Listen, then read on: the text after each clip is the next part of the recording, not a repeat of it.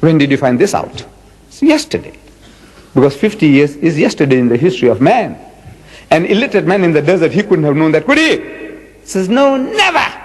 He said, well, listen. He said, وَجَعَلْنَا مِنَ الْمَاءِ كُلَّ شَيْءٍ حَيٍّ, and he has made from water every living thing.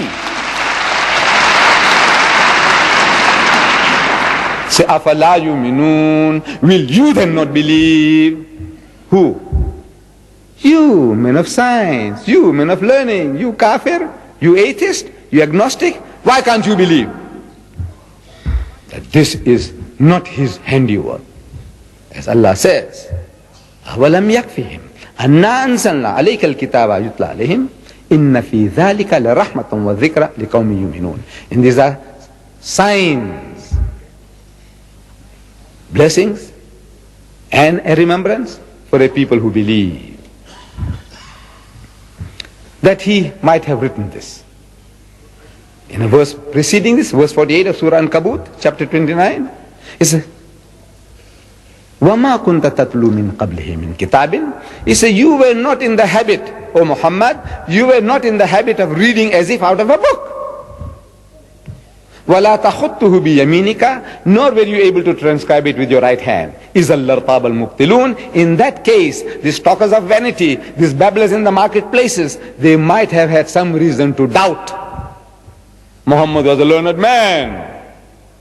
He says, you see, he was in a certain university, and now he's telling you these things, his theories. Yes, they might have some reason to doubt if he had been through that schooling, if the Arabs had some knowledge or understanding of science, learning, nothing. Allah shows you that he sends you an ummi prophet to an ummi people. Amazing. He chooses a nation steeped in ignorance, the whole of Arabia. There were no more than half a dozen people that could read or write in the whole of Arabia. The nation is ummi to the core, and he chooses an ummi prophet. You know why? To prove to you that this is my work. This is I am doing it.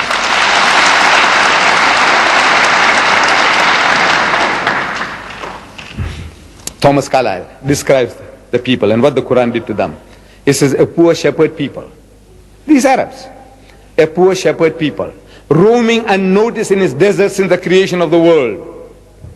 From the time Allah Bari Ta'ala created, since then, roaming unnoticed. Nobody gives you a second look. Nobody gave the Arabs a second look. Well, there's some interesting people here. They've got beautiful women there. Nothing. They won't give you a second look. A liability to anybody who'll take you on. You're a liability. What are they going to do with this? People who married the stepmothers, who buried the daughters alive, fratricidal wars over little things, killing one another. Cannibals. What are you going to do with them? Alexander the Great passed you by. The Persians passed you by. The Romans passed you by. Nobody interested in this human rubbish. He said, a poor shepherd people. Thomas Carlyle says this. A poor shepherd people, roaming unnoticed in its deserts since the creation of the world. See, the unnoticed becomes world notable. The small has grown world great.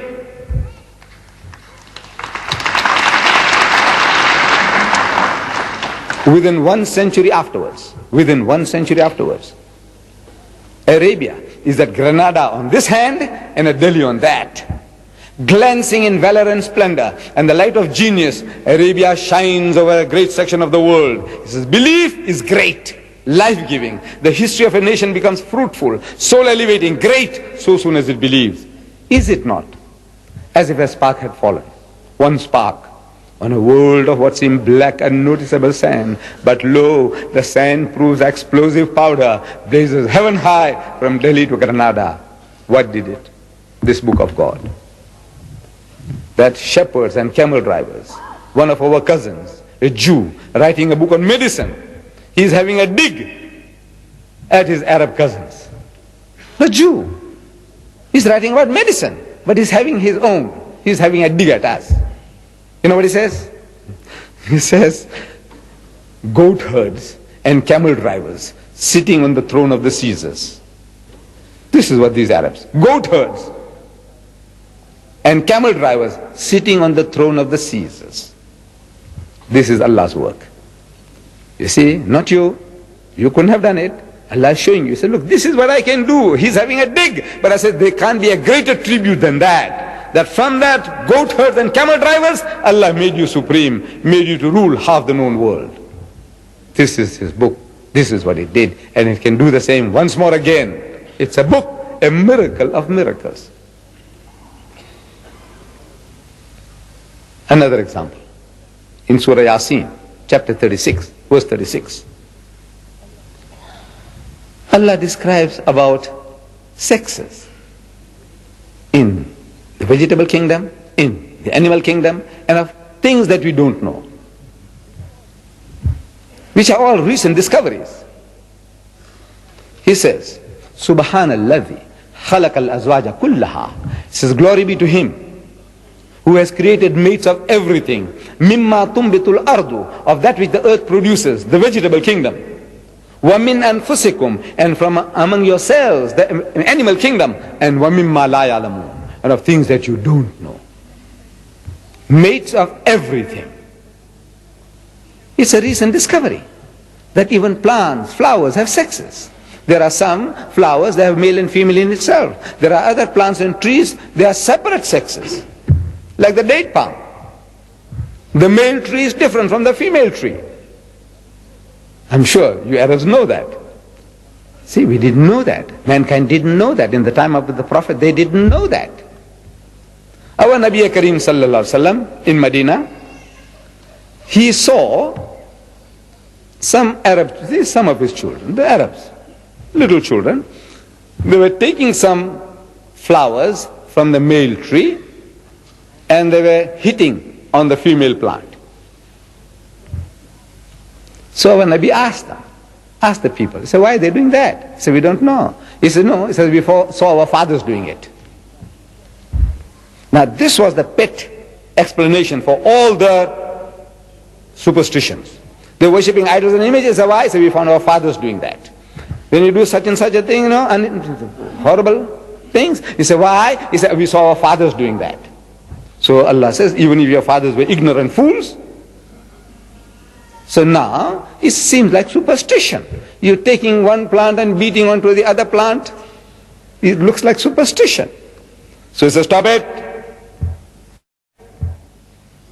See, the same type of argument which you use for your idols, your idol worship, now using for this. Stop it. And so they stopped it. And there was a crop failure that year in Medina. Very meager crop. So they came complaining to him. He said, oh Muhammad, look what you told us to do, and look as a result. Look at our dates. So when Nabi Kareem sallallahu alaihi wasallam, he said, look, you carry on with your beating of the plant. He didn't know, I don't know whether he knew, that this is a male plant and this is a female plant. They, Arabs, somehow they discovered by accident that sometimes when our children did that and that tree bear fruit in abundance. So he said, right, it's very good. So very good. They started doing it, keeping it going. Now they discovered, says, no, if you don't do that, because they didn't know about pollination, that the insects and the bees and the wind was doing the job, but it's not as good as you doing it physically, bringing them together, because the male plant can't come and walk and meet the female plant. Same thing in the pawpaws. It's a papaya, pawpaws, beautiful fruit. See, I planted, I love this fruit. I ate one day and very tasty, so I took the seeds and I threw in my garden. And 2 pawpaw trees, they started, papaya, started growing. I don't know what you call it. Pawpaws. Is it understood? Papaya. We say papaya. They started growing. And in time they bore fruit, delicious fruit. Very tasty. So I took the seed and I planted again. Nothing. And I keep on planting the seeds, nothing's happening.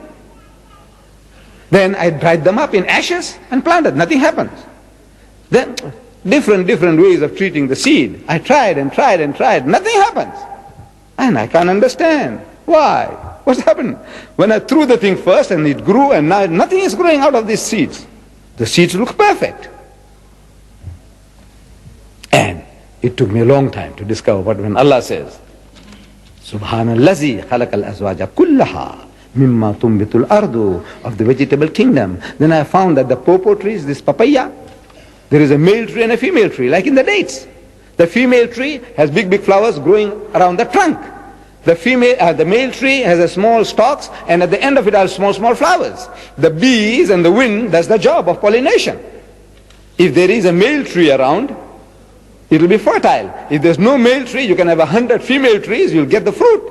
But the seeds are all useless, worthless.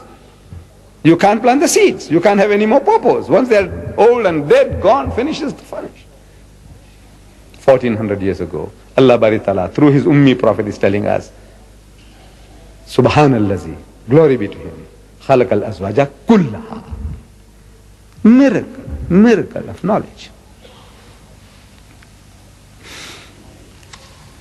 I think